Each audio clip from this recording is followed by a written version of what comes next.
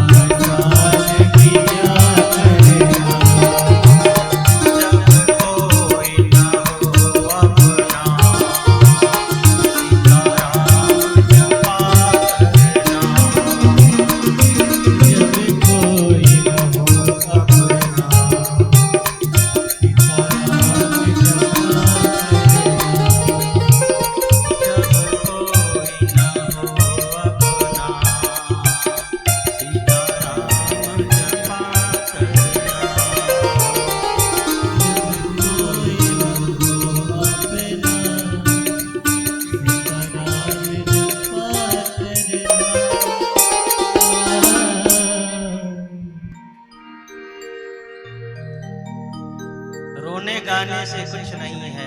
रोना है तो श्याम सुंदर के लिए रो, और गाना है तो उनका नाम गाओ, उनके कीर्तन गाओ, उनके भजन गाओ। ये दुनिया न किसी की हुई है न किसी की होने वाली है। इसकी रंगत तो कुछ और ही है। गोपुत्र गोकर्ण जी ने ऐसा उपदेश किया अपने पिताजी को, जिन्होंने लालन पालन किया था आत्मदेव ने, उनको ऐसा उपदेश किया। इतने वेद पुराण पढ़े थे पर खोपड़ी में एक बात नहीं धसी, रोते रह गए।